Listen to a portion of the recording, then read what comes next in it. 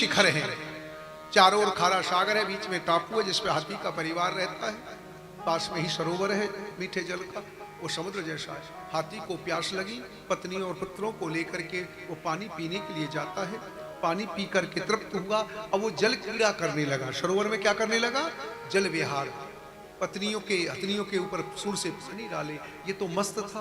पर अगले क्षण क्या होगा कोई जानता है कि नहीं जानता? मेरी बात पे ध्यान देना। भागवत में, हे राजन ये तो मस्त था, पानी में कौन? हाथी। और तभी एक बलवान ग्रह ने आकर के इसके पैर को पकड़ लिया। जीवन में कब संकट आ जाएगा कोई नहीं जानता। तू मस्त है, अगले क्षण क्या होगा कोई जानता है क्या? नहीं। हाथी ने पैर को पकड़ा और वह हाथी बाहर आए, ग्रह भीतर ले जाए। बहुत दीर्घ काल तक, हजारों वर्ष तक युद्ध होता रहा और एक दिन हाथी थक गया। जब हाथी थका तो हाथी का परिवार उसको छोड़ करके जाने लगा। बेटा थे, भाई थे। कथा समझ में आ रही नहीं आ रही है? एक दिन ऐसा ही होता है, जब डॉक्टर जवाब दे देता है ना, तो बच्चे लोग दुकान चले जाते हैं, ऑफिस चले जाते हैं। घर में कौन रह जाता है? खाली बाबू रह जाता है। रूम में बगल में कौन बैठी रहती है? खाली पत्नी बैठी रहती है। यही स्थिति, यही भागवत की कथा है। केवल पत्नी। अब हाथी की आंख में आंसू है। जब मेरे बेटा मुझे नहीं बचा पाए, मेरे भैया मुझे नहीं बचा पाए, तो ये मेरी पत्नी क्या बचाएगी?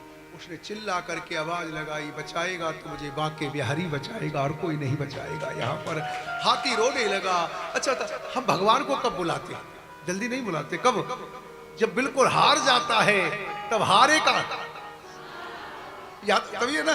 पहले तो अपबल, तपबल और बाहुबल, चौथो है बलिदान, और सूर्य किशोर कृपाते सबबल, हारे को हरि नाम। अब हाथी ने भगवान का स्तवन किया। इसको भागवत में कहते हैं गजेंद्र मोक्ष। मैं गजेंद्र मोक्ष की कथा आपको सुना रहा हूँ। हाथी रोने लगा, अरे दुखों से अगर चोट खाई न होती तो तेरी प्रभु याद आई न होती। जब घर वाले छोड़ के चले जाते, जब कोई काम नहीं आता, तब ठाकुर याद आता है। यहाँ पर अब हाथी स्तुति कर रहा है। श्री सुखदेव जी कहते एवं व्यवसितो बुद्ध्या समाधाय मनोहृदि जजाप परमं जाप्यं प्राग जन्मन्यनुशिक्षितम्। पहले जन्म का अभ्यास था। कुछ गजेंद्र मोक्ष के श्लोकों को ध्यान से सुनिए, बड़े दिव्य श्लोक हैं ये। वो ध्यान कर रहा है हाथी।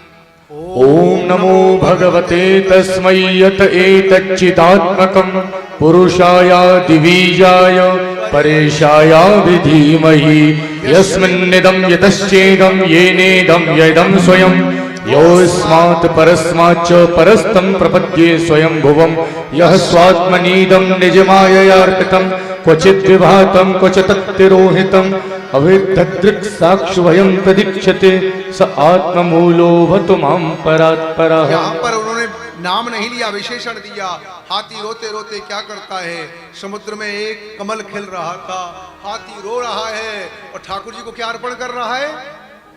मैं कई बार कह चुका हूं, जब तू रो के ठाकुर को बुलाएगी ना, तभी तो ठाकुर आएगा। हाथी रो रहा है, बचाओ ठाकुर, अब कोई नहीं बचा पाएगा। घर वाले छोड़ के चले गए, बेटा भी गए, भैया भी गए, समाज के लोग भी गए, अब केवल तू ही बचा पाएगा। बचा पाएगा? कोई नहीं बचा पाएगा। आइए सब स्तुति करते हैं ठाकुर की।